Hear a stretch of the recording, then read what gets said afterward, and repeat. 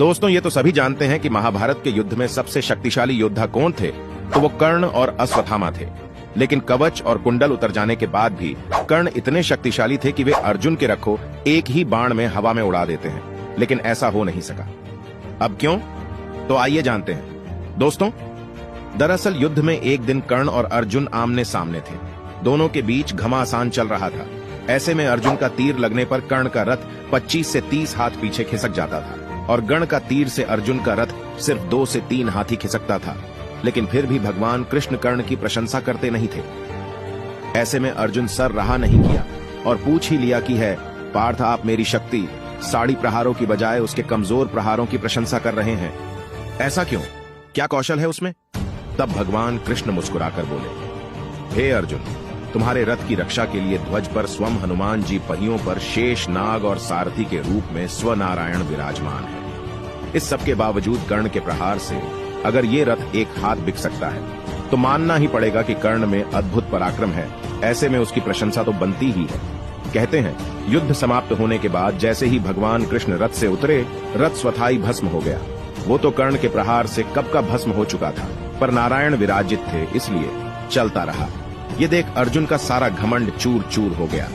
हनुमान जी के बारे में तो सभी जानते हैं कि उनके बगैर तो यह युद्ध जीतना संभव था। हनुमान जी से पांडवों की मुलाकात वनवास के दौरान गंधमादन पर्वत पर हुई थी।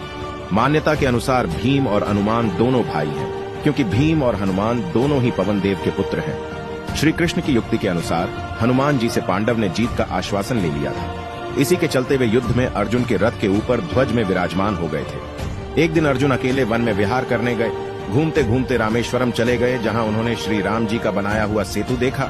यह देखकर अर्जुन ने कहा कि उन्हें सेतु बनाने के लिए वानरों की क्या जरूरत थी, जबकि वे खुद ही सर्वश्रेष्ठ धन उर्दड़ थे।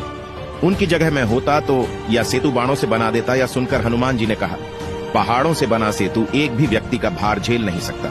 तब अर्जुन ने कहा कि यदि मेरा बना ऐसे सेतु आपके चलने से टूट जाएगा तो मैं अग्नि में प्रवेश कर जाऊंगा। हनुमान जी ने कहा, मुझे स्वीकार है, मेरे 2 चरण ही है, इसने झेल लिए तो मैं हार स्वीकार कर लूंगा। तब अर्जुन ने अपने प्रचंड बाणों से सेतु तैयार कर दिया। लेकिन जैसे ही सेतु तैयार हुआ, हनुमान ने विराट रूप धारण कर लिया। हनुमान राम का स्मरण करते हुए उस बाणों के सेतु पर चढ़ गए। पहला पग रखते ही सेतु सारा का सारा डगमगाने लगा। दूसरा पैर रखते ही सेतु चरमरा गया। यहाँ देखकर अर्जुन खुद को खत्म करने के लिए अग्नि जलाने लगे। तभी भगवान श्री कृष्ण प्रकट हो गए और अर्जुन से कहा कि वह फिर से सेतु बनाए, लेकिन इस बार वे श्री राम का नाम लेके सेतु बनाए, जिससे वह नहीं टूटेगा। दूसरी बार सेतु के तैयार होने के बाद हनुमान फिर से उस पर चले, लेकिन इस बार सेतु नहीं टूटा। इससे खुश होकर हनुमान ने अर्जुन से कहा कि वे युद्ध के अंत तक उनकी रक्षा करेंगे। इसीलिए कुरुक्षेत्र के युद्ध में अर्जुन के रथ के ध्वज में हनुमान विराजमान हुए और अंत तक उनकी रक्षा की। कुरुक्षेत्र के युद्ध के अंतिम दिन कृष्ण से अर्जुन से पहले रथ से उतरने को कहा। उसके बाद कृष्ण रथ से उतरे कृष्ण ने हनुमान जी को धन्यवाद किया कि उन्होंने उनकी रक्षा की। लेकिन जैसे ही हनुमान अर्जुन के रथ से उतरे, वैसे ही रथ में आग लग गई। यह देखकर अर्जुन हैरान रह गए। तब कृष्ण ने उन्हें बताया कि कैसे हनुमान किन दिव्य अस्त्र से उनकी रक्षा कर रहे थे। दोस्तों, आपका महाभारत से जुड़ी इस घटना पर क्या कहना है, हमें कमेंट के माध्यम से जरूर बताएं। जय श्री राम।